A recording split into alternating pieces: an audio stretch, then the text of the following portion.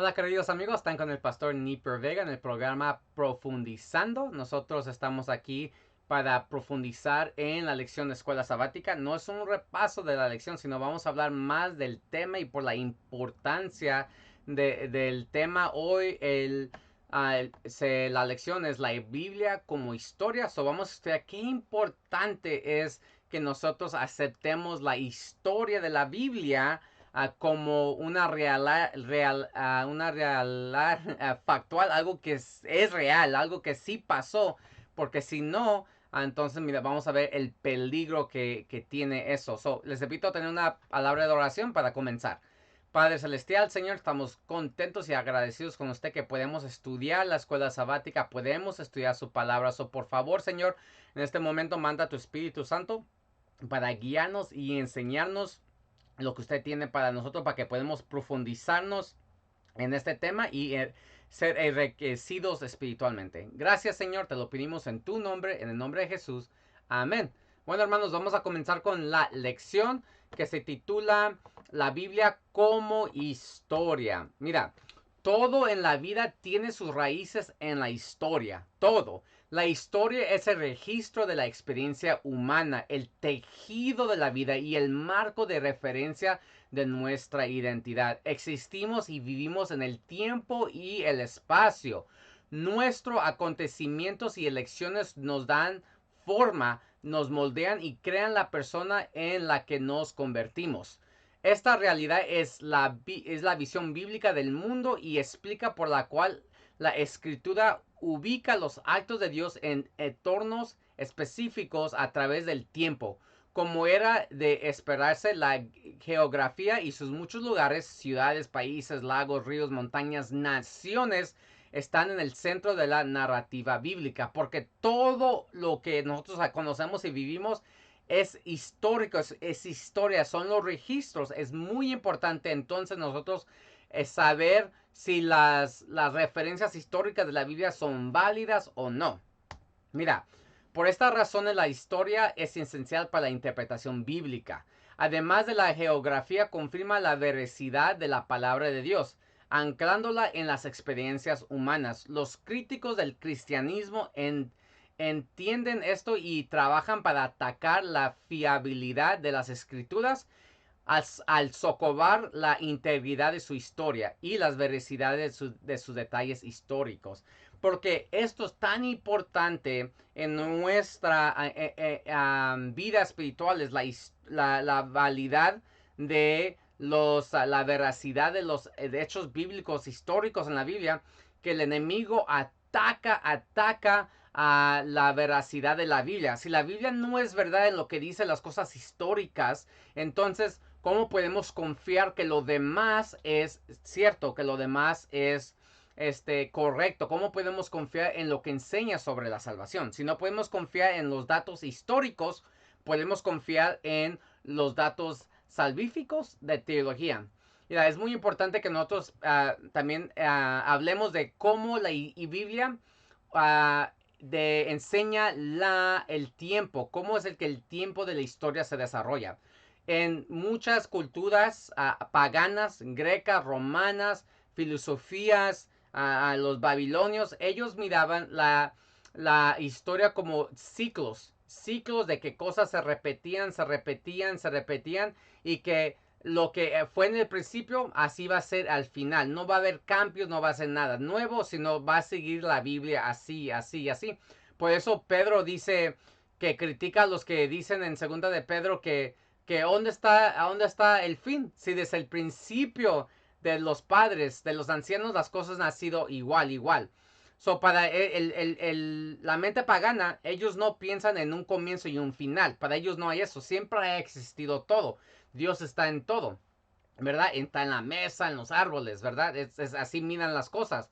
Pero la Biblia presenta una diferente visión de la historia de tiempo. La Biblia lo presenta con un principio o con un final y que Dios ha trabajado entre el principio y el final a través de personas históricamente en la historia del ser humano. Dios creó el mundo, creó a Adán y Eva, convivió con Adán y Eva, habló, le llamó a Noah, le dio un llamado a Abraham, a Isaac, al pueblo de Israel, a David, a Salomón.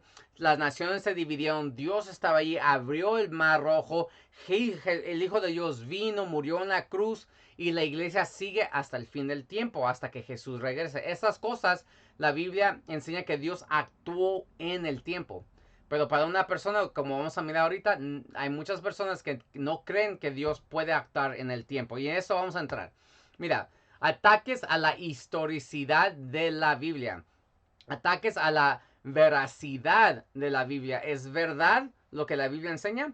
Lo vamos a presentar dos términos. Mira, crítica histórica. De personas que critican la historia de la Biblia dicen esto. Como dijo Walter Dietrich. En la era moderna, la historia debe entenderse y describirse esti deus non deratur, como si Dios no existiera. ¿Qué dicen estos críticos? Y no debemos que mirar la Biblia como que si Dios no existe. Cuando miramos la Biblia y lo que enseña, no es posible que Dios pudiera hacer todas esas cosas porque nosotros nunca hemos mirado un milagro, no es científicamente comprobado y ya somos más avanzados racionalmente que los escritores de la Biblia, que nosotros sabemos de lo que dice la Biblia no es real. Entonces no podemos interpretar la historia de la Biblia como que si Dios actuó en la historia humana. En el español o en el inglés específicamente, no estoy seguro en español, pero nosotros tenemos una palabra para historia que envuelve dos lados de historia. Las cosas que pasaron factualmente, los hechos y la interpretación de esas cosas. El idioma alemano divide la historia en dos palabras. Uno es historie, que la historia determine los hechos de los acontecimientos como tuvieron lugar en el pasado. Historia son lo que pasó, las cosas que pasaron en la actualidad. Ahora, la Geschichte es la forma en que los historiadores determinan qué significan esos acontecimientos. Es muy importante, hermano, no vamos a perdernos en este punto, porque una es lo que pasó históricamente y la otra cosa es lo que significa lo que pasó. Vamos a mirar cómo eso es muy importante. Porque, mira, la gente que critica la Biblia dice, no, no, mira, el Mar Rojo, eso no pasó así como pasó. Sí, Egipto se salió y los israelitas salieron del Egipto y se fueron, ¿verdad? Es lo que dice allí. Eso puede ser que pasó.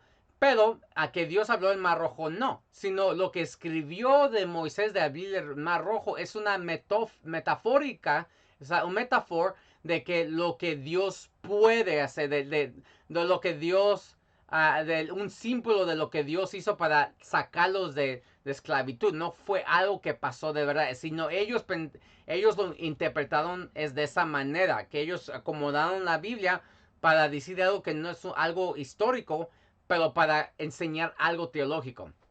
Y miramos que eso causó un gran problema. Entonces, teólogos salieron con una tercera manera de mirar lo que la Biblia describe. Y esto es esto. Hellsgeschichte. Este hincapié en lo natural socava el acontecimiento en sí. Para superar la dificultad que esto causa al creyente, los teólogos introdujeron una tercera dimensión, llamada Hellsgeschichte o historia de salvación. Esta toma la metanarrativa, la cosmovisión desde la creación hasta la consumación como historia de la salvación, descoplándola de la historia, los hechos y los acontecimientos. De esta manera, Gerhard von Rad distingue entre el núcleo histórico de la historia y la imagen carismática de la historia de Israel, tal como la perciben los escritores bíblicos a través de la obra de Jehová. Para Von Rad no hay bruta jacta en absoluto. Tenemos historia solo en forma de interpretación, solo en la reflexión. De suprema importancia para esta forma de pensamiento es la teología detrás del acontecimiento, no no el acontecimiento como tal, si el acontecimiento ocurrió o no. Es incidental al mensaje. En otras palabras, como las personas atacaron, ¿verdad? Que si el mar rojo pasó, sí o no, eso no importa, dicen ellos. Sabemos que el mar rojo científicamente no es posible, ¿verdad? A lo mejor fue unas causas naturales y entonces los israelitas lo interpretaron como que fue Dios.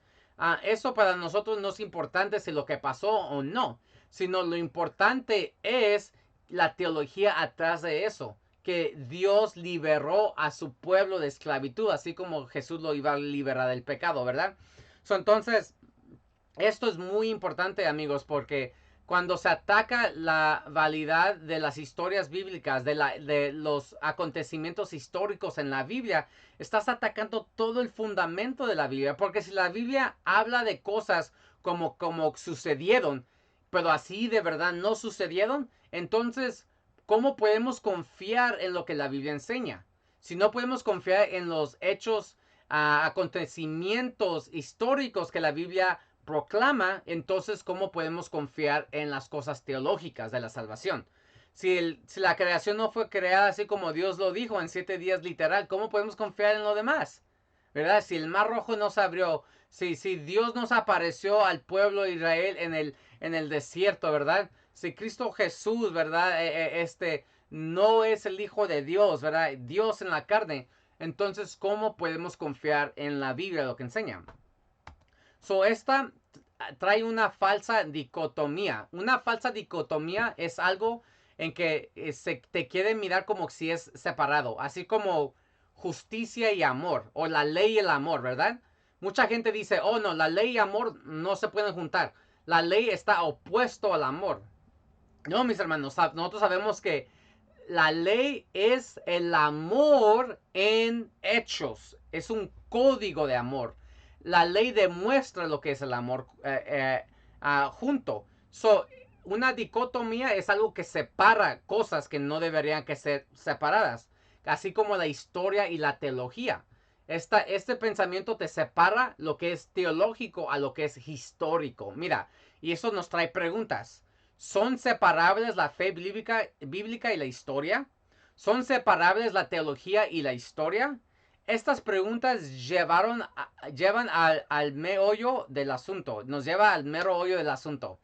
¿Importa si los acontecimientos en la Biblia tuvieron lugar? Algunos teológicos responden con un rotundo sí, lo que sucedió importa. Mira lo que dice acá.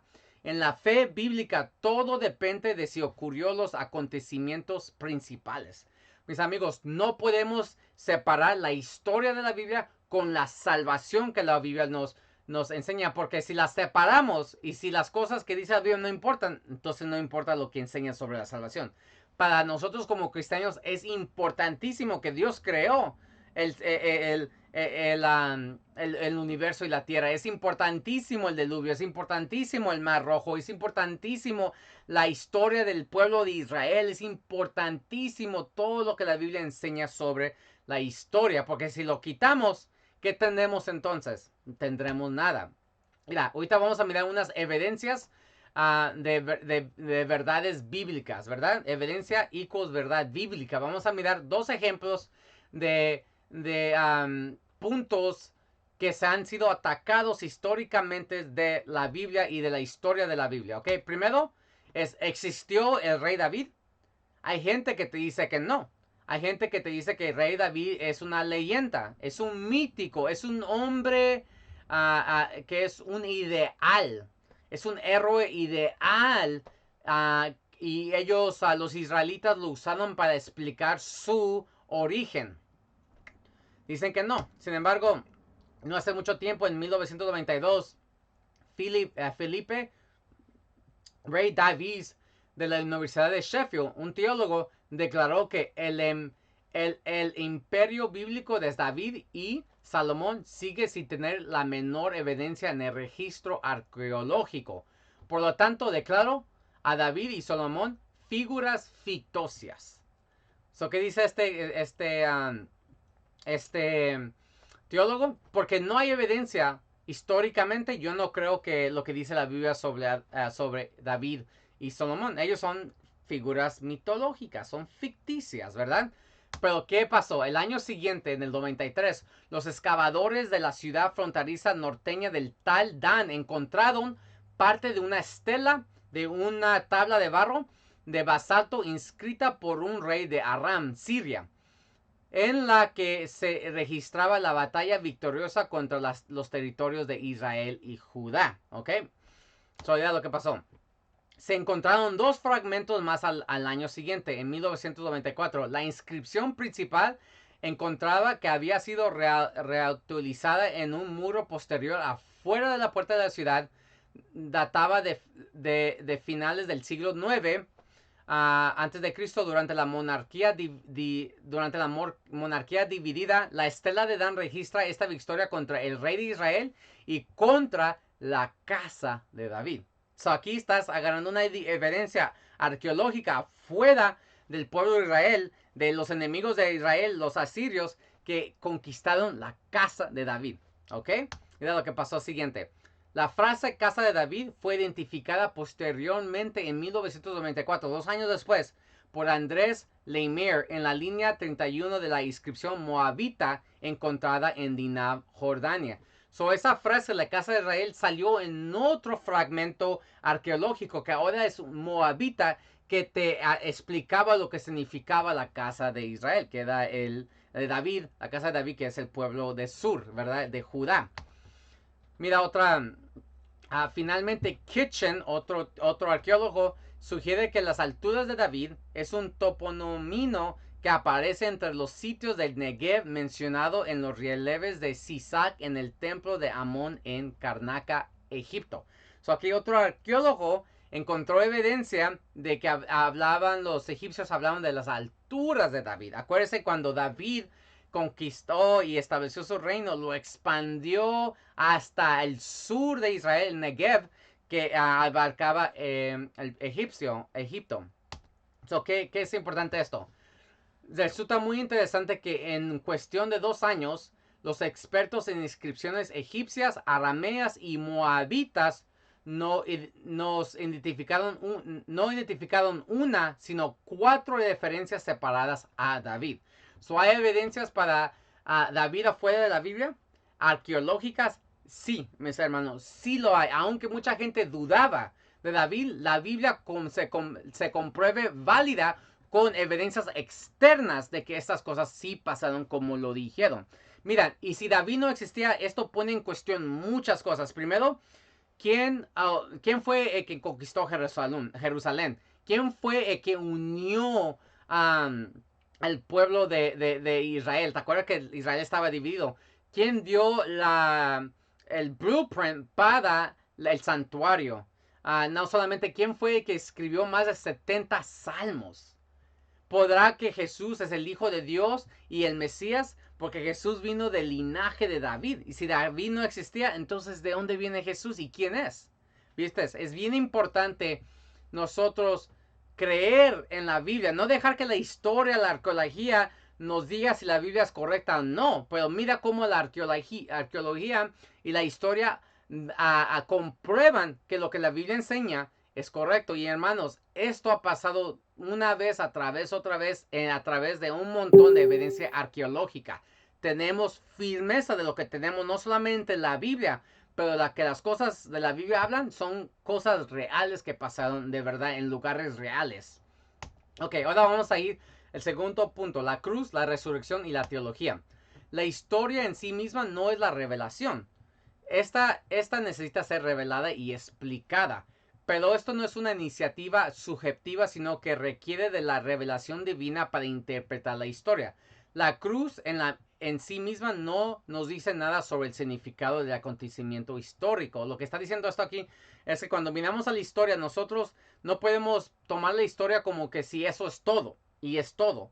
No, la historia mismo debe que ser interpretada para que nosotros sepamos qué es la significancia de la historia. No debemos que dejar que la historia determine nuestra teología, sino nuestra teología nos determina la significancia de la historia. Por ejemplo, mira, Miles de personas fueron crucificadas antes de Cristo y después de Cristo. Habían dos personas que fueron crucificadas al lado de Cristo. ¿Por qué entonces la crucificación de Cristo es diferente? ¿Por qué? Porque los autores de la Biblia nos dan, a través de la revelación de la Biblia, nos da lo que significa esa crucificación. Mira, solo a través de la revelación de la Biblia es que surge la certeza de la cruz, la cual se fundamenta en la realidad histórica de las profecías del Antiguo Testamento y su cumplimiento en Jesucristo.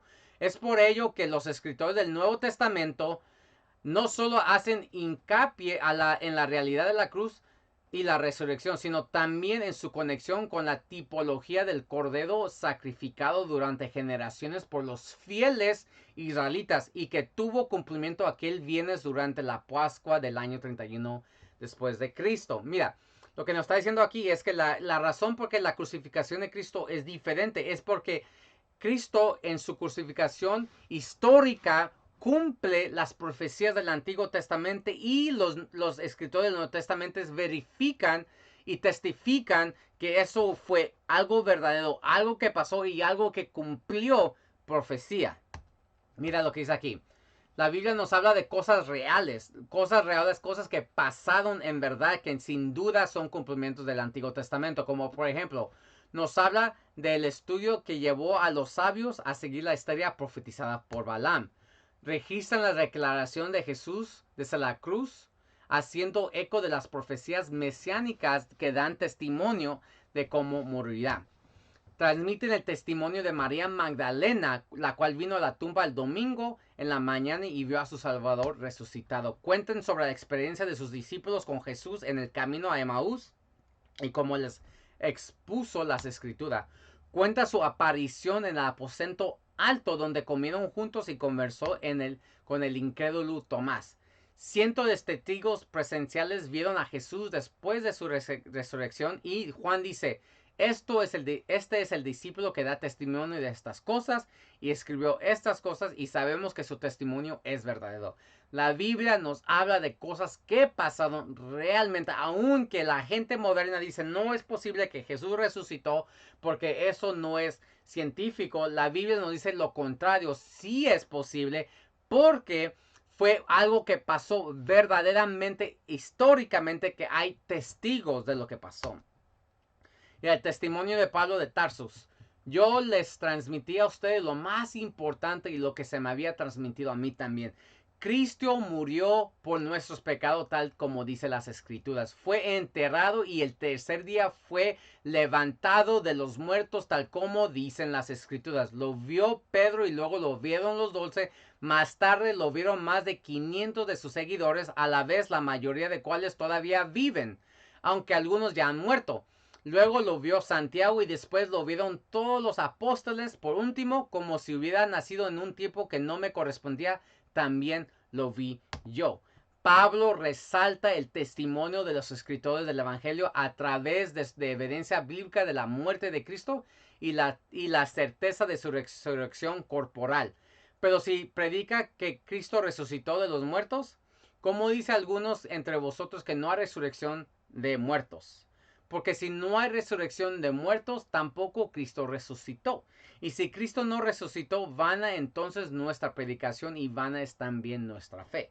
Para Pablo, la realidad de la resurrección era el fundamento de su cristianismo. La historia, la teología y la fe estaban indisolublemente unidas. La conexión con la historia y las profecías hacían verdaderas las afirmaciones del Mesías. Pablo y los apóstoles y los cristianos creían que Jesús resucitó no porque se les había dicho, porque ellos lo vieron, lo experimentaron. Aún que históricamente eso no hace sentido científicamente, históricamente sí hace sentido porque fue testificados por miles de personas. Mis hermanos, ¿qué significa todo esto? Aquí vamos a concluir. Historia, significado y identidad. La ventaja del estudiar la historia es que ellos constituyen a la vez una búsqueda de la verdad. El objetivo es descubrir qué sucedió para determinar el propósito y el significado. Si Dios se reduce a la intemporalidad y se elimina del tiempo y el espacio como una idea abstracta o filosófica, entonces Él no puede actuar en la historia, dejando sin sentido nuestra existencia. La cultura greco-romana, después de milenios de supersticiones pagana y pensamientos míticos, cayó en bancarrota. Por estas razones, recurriendo al escapismo del circo y el coliseo, hoy la historia se repite. Lo que nos está diciendo aquí, hermanos, es que si Jesús, la Biblia no es los hechos, no relatan los hechos históricos de Dios. Si Dios no puede actuar en la historia, entonces, ¿qué es el sentido de vivir? ¿Qué es el sentido de creer en el cristianismo? Al resultado de las influencias paganas y las enseñanzas paganas, el mundo pagano no creía que Dios podía vivir, no puede venir. Entonces ellos vivían bajo una ética diferente. Ellos empezaron a tratarse de escaparse del mundo y buscar el puro entretenimiento, porque ellos no creían en que Dios podía hacer algo por ellos, sino lo buscaban. Dios no era algo real en sus vidas, sino era algo que se manipulaba. Al contrario, nosotros como cristianos sabemos que Dios ha actuado en la historia humana, sabemos porque Él ha actuado en nuestras vidas. Entonces nosotros sabemos que Dios nos puede ayudar, que Dios nos puede cambiar, que Dios puede contestar oraciones, que Dios puede transformar la vida de nuestros seres queridos. Por eso nosotros nos comprometemos con 100% a las enseñanzas de la Biblia. Es importantísimo, hermanos, que nosotros creamos 100% en la validez de los hechos históricos de la Biblia, porque ellos nos describen lo que pasó actualmente, cómo Dios actuó en la historia, y nos describe también, nos apoya y resalta el mensaje teológico de que Dios actuó en la historia para salvarnos. Hermanos, espero que esto sea una lección que fue de bendición para ustedes, que fue de edificación. Saben que aquí estaremos cada semana en este programa profundizándonos. Nos miramos la siguiente semana. Que Dios los bendiga y que tengan un feliz día.